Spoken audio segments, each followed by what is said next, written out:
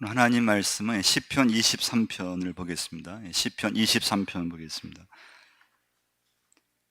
여호와는 나의 목자시니 내게 부족함이 없으리로다. 그 나를 푸른 풀밭에 누이시며 실만한 물가로 인도하시는도다. 내 영을 소생시키시고 자 이름을 위하여 의의 길로 인도하시는도다. 내가 삶의 음침한 골짜기로 다닐지라도 해를 두려워하지 않을 것은 주께서 나와 함께 하심이라. 주의 지팡이 맞대기가 나를 안위하시나이다. 주께서 내 원수의 목전에서 내게 상을 차려주시고 기름을 내 머리에 부으셨으니 내 잔이 넘치나이다. 내 평생의 선하심과 인자하심이 반드시 나를 따르리니 내가 여호와의 집에서 영원히 살리로다. 아멘. 시편 23편은 다윗이 쓴 시편이죠. 다윗이 이제 어릴 때부터 우리 아는 것처럼 양을 키웠습니다. 그래서 목동의 역할을 했는데요. 다윗은 양을 이렇게 기르면서 그 양의 어떤 생리, 양의 독특성, 동물로서 양의 특징을 잘 알고 있었습니다. 그래서 오늘 첫 번째 메시지는요, 다윗은 하나님을 목자로 말씀하고 있고 자신은 양으로 이렇게 비유하고 있습니다. 첫 번째 메시지입니다. 여러분, 동물학자들이 연구한 결과 여러 동물들은 다 자기들끼리 이렇게 존재할 수 있고 살 수가 있습니다. 곤충이라 하더라도 자기들끼리 모여서 먹이 먹고 또 자기들끼리 모여서 어떻게 살 수가 있습니다. 근데 유일하게 이 양이라는 동물은 사실은 자기들끼리 살아가지만 목동이 아니면 사람의 힘을 빌리지 않으면 사실은 살 수 없는 그 동물이 양입니다. 양. 그래서 동화책에 연구한 걸 보니까요, 여러분, 양은 다리가 짧고 통통해요. 잘 뛰지를 못해요. 양의 큰 단점은 시력이 약하다고 하는 거예요. 시력이, 눈이 잘 안 보여요. 그래서 맹수가 이 양을 잡으려고 딱 오면요, 거의 양은 목동이나 목자가 그 양들을 보호하지 않으면 그냥 한순간에 맹수에게 잡아먹히는 그런 이제 양입니다. 우리가 아는 여러분 동물 중에서요, 카멜레온이라고 하는 도마뱀과의 종류, 카멜레온 있지 않습니까? 카멜레온은요, 몸의 색깔을 변해버려요. 그래서 위험하거나 또는 그런 다른 어떤 동물이 자기 잡으려고 하면은 몸의 색깔을 변해서 나무 잎처럼 색깔을 변해요. 그래서 얘가 이 카멜레온인지 나무 가지인지 나무 잎인지 모르게 이렇게 그런 어떤 보호의 능력이 있습니다. 우리 고슴도치 여러분 아시면 고슴도치는 어떻습니까? 저희 공격해 오면 자기 몸을 감아버리면 돼요. 감아버리면 아주 강한 가시만 박혀져 있잖아요. 그래서 다른 동물이 고슴도치를 먹으려고 해도 함부로 쉽게 먹을 수가 없어요. 가시 때문에요.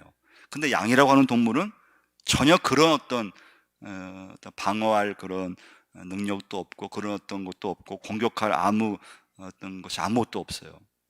그래서 양은요, 이렇게 드러누워 있으면 혼자서 일어나지를 못해요. 다른 뭐 동물, 개라든 강아지라든가 다른 동물은 뭐 드러누워 있어도 혼자서 일어날 수 있잖아요. 근데 양은 그러지를 못한다고 해요. 드러누워 있으면 그대로 있어요. 그래서 양을 관리하는 목동이 그 양을 이렇게 일으켜 세우지 않으면 양은 혼자서 설 수 없다고 하는 것입니다. 양은 뿔이 있지만은 그 뿔은 아무 도움이 안 되는 뿔이에요. 그 뭐 뿔이 있지만은 그냥 뿔에 불과해요.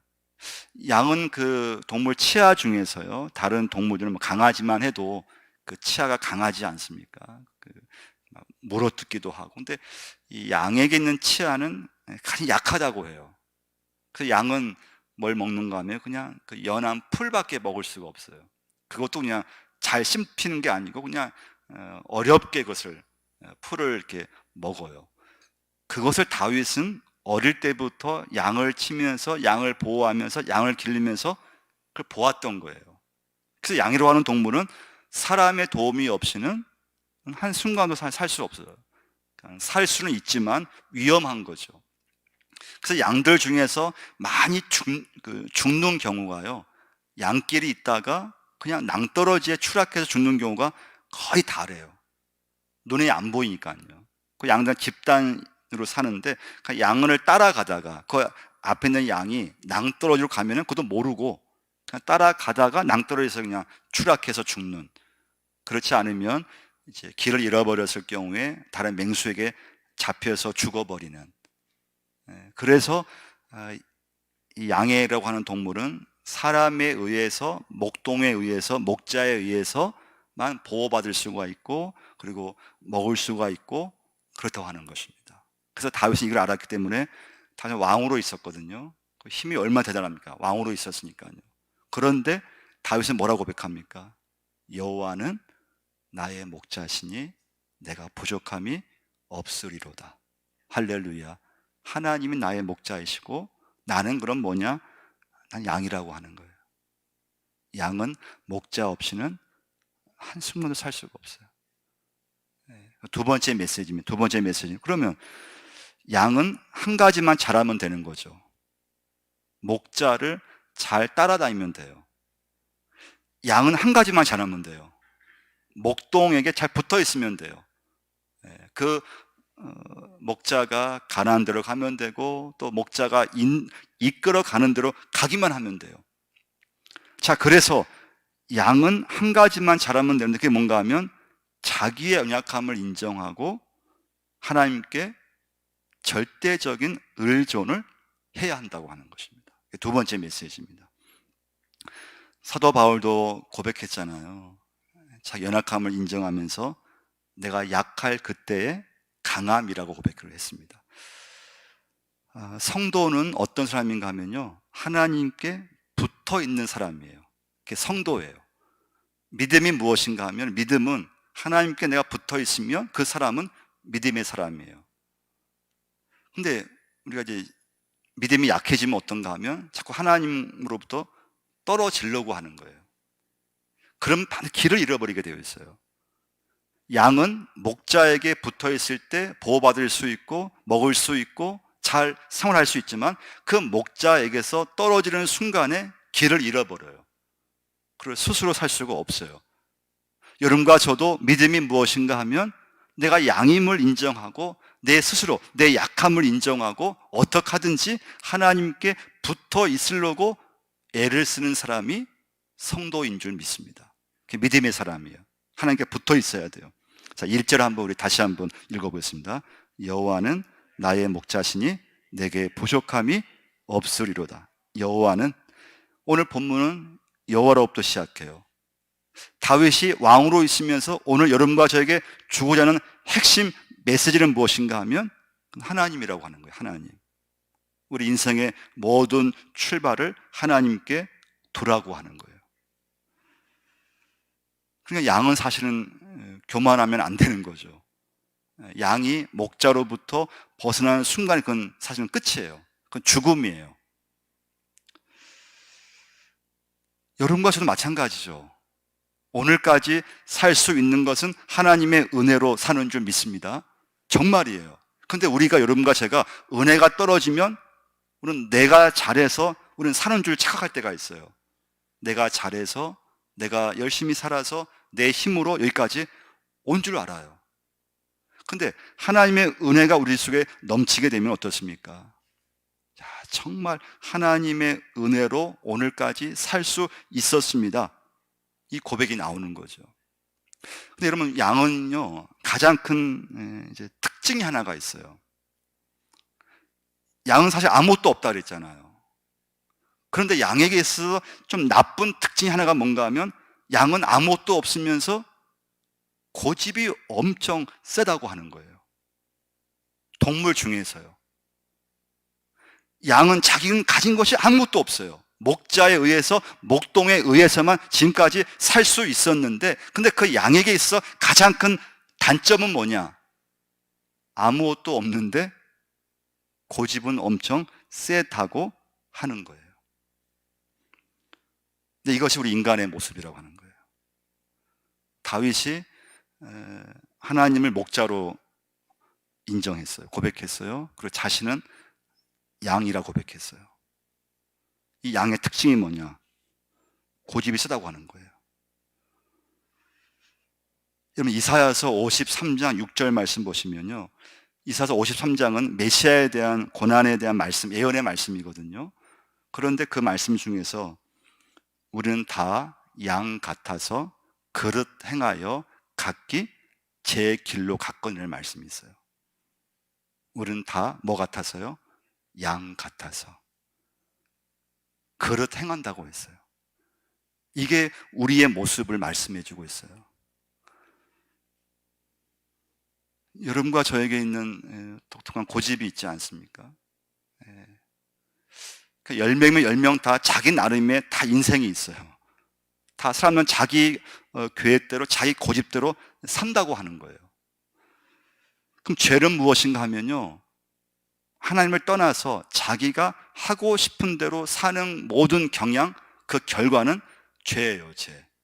그게 죄라고 하는 것입니다. 그럼 여러분에게 한번 여러분은 고집이 있습니까? 없습니까? 여러분 예수 믿으시면서 고집이 없어졌습니까? 아니면 예수 믿으면서 여전히 내 고집대로 살고 있습니까? 여러분, 저도 고집이 있어요. 고집이 없는 사람은 없어요. 근데 예수 믿으면서 이 고집이 꺾어져야 돼요. 할렐루야. 여러분, 신앙 훈련은 무엇인가 하면요, 그 사람이 예수 믿으면서 말씀 앞에서, 하나님 앞에서 자기 독특한 고집이 꺾여지느냐예요. 우리 사람은요, 자기 독특한 고집이 있어요. 이 고집이 어지간해서 꺾어지지 않아요. 그 이스라엘 백성들이요, 광야 40년간을 헤맸잖아요. 40년간. 열흘 길이면 갈 수 있는 거리예요. 왜 이렇게 고생을 했을까요? 고집 때문에 그런 거예요. 여러분과 제가 예수 믿으면서 왜 고생합니까? 여러 이유가 있지만 다 고집 피우다 고생하는 거예요.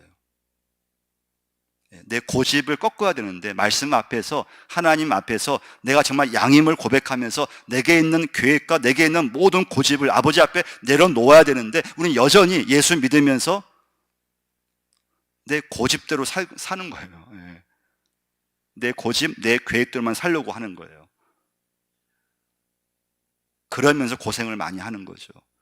그래서 여러분과 저는 이 시간부터는요, 절대 고집을 피우면 안 돼요. 하나님 앞에서는요. 내 고집을 내려놓을 수 있어야 돼요. 마지막 세 번째 메시지는요, 여호와는 나의 목자신이라고 하는 거예요. 이 고백은 너무 중요한 고백이에요.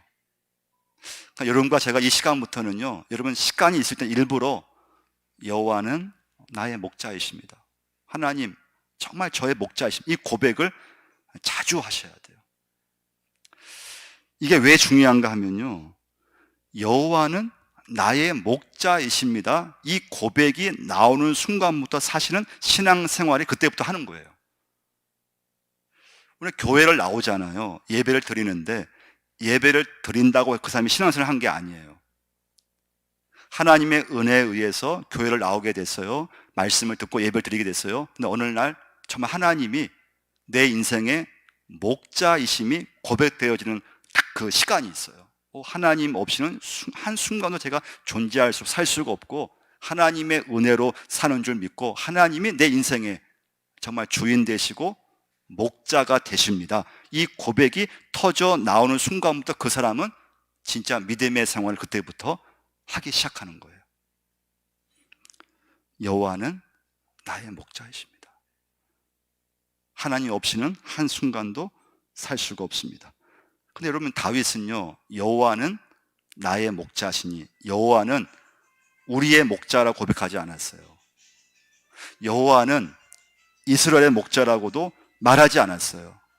여호와는 나의 목자이십니다. 여호와는 나의 목자이십니다.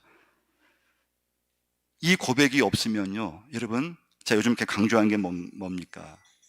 우리 신앙생활이 구체적이어야 돼요. 예수 믿으면, 복음이 내게 있으면 그 믿음이 구체적이고, 그리고 하나님과 나와의 1대1 관계가 딱 맺어지게 되어 있어요. 근데 여호와는 나의 목자이십니다, 이 고백이 없으면요, 우리 믿음은 아무것도 일어나지 않아요. 아무도 일어나지 않아요. 그리고 신앙이 왠지 자꾸 허공을 치는 것 같아요. 이건 굉장히 중요한 건데요. 여러분, 사람이 한평생 예수 믿고 한평생 교회를 다니는데, 근데 이 믿음이 고백이 없은 사람은 뭔가 신앙이 헛돌아요. 신앙이 이렇게 딱 중심에 오는 것이 아니고, 하나님과 일대일 관계를 맺고 믿음 가운데 내 삶 속에서 사는 것이 아니고, 뭔가 예수를 믿기는 믿는데 그 사람 속에 믿음이 이렇게 붕 떠 있는 거예요. 붕 떠 있고 예수 이야기를 하지만 믿음 이야기를 하겠는데 그 말이 공허해요. 딱 와닿지가 않아요.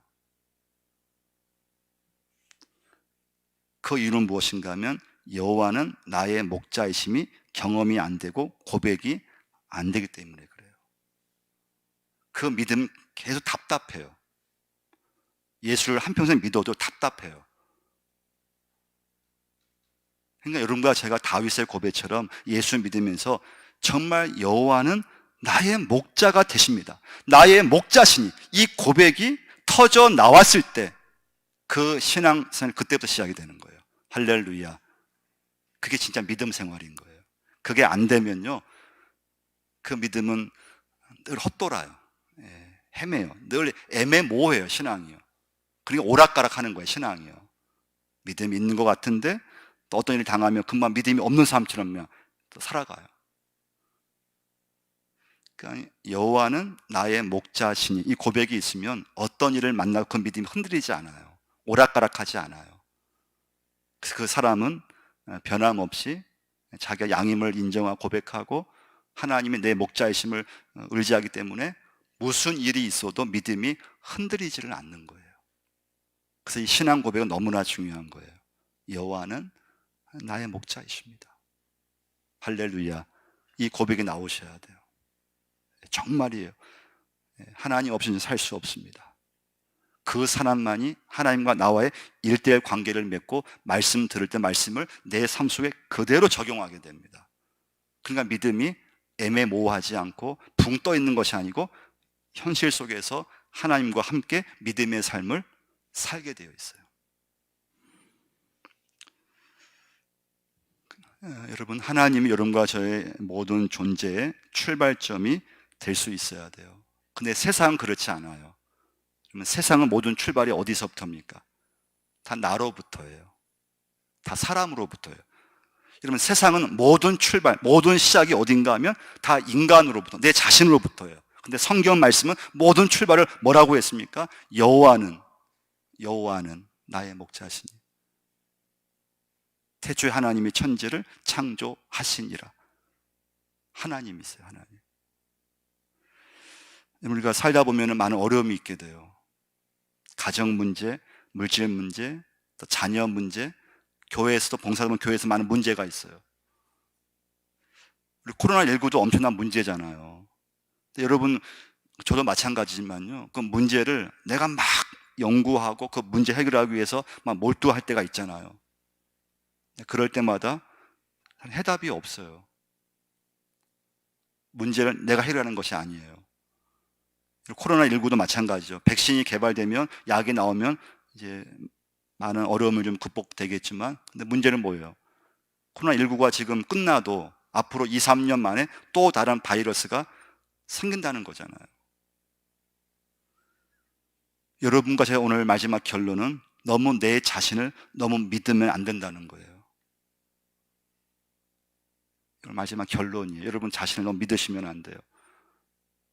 안전된 직장, 사회 지위가 있다고 해서 그것이 여러분과 저를 절대 안전 보장할 수 있는 건 아니라고 하는 거예요. 오직 여호와가 나의 목자가 되심을 항상 고백하고, 하나님 아니면 내가 한순간도 살 수 없음을 하나님 앞에 여러분과 제가 항상 고백할 수 있어야 돼요. 할렐루야. 시편 79편 13절 말씀 보시면요, 우리는 주의 백성이요 주의 목장의 양이니. 시편 95편 7절 말씀이요, 우리는 그가 기르시는 백성이며 그의 손이 돌보시는 양이기 때문이라. 이 양은 목자 없이는 살 수 없다고 하는 거예요. 근데 이게 여러분, 내 신앙 고백으로 나올 수 있어야 된다는 거예요. 정말 내가 예배드리면서 내 신앙 고백 속에서 하나님이, 여호와는 나의 목자이십니다, 이 고백이 나왔을 때 그 사람은 진짜 그때부터 신앙생활을 이어가는 거예요. 기도하겠습니다. 하나님 아버지, 오늘 아버지 앞에 나오게 하시면 감사합니다. 하나님, 여호와는 나의 목자이십니다. 여호와는 나의 목자이십니다. 이 고백을 하게 하시고 하나님 없이는 한순간도 살 수 없음을 아버지 고백할 수 있게 도와주옵소서. 하나님을 살아가는 것이 절대 하나님 내 안정된 직장 때문에 내가 사는 것이 아니고 하나님의 은혜로 오늘까지 살아가는 줄 믿습니다. 그 믿음을 저희들에게 허락하여 주옵소서. 예수님 이름으로 기도드리옵나이다. 찬송 570장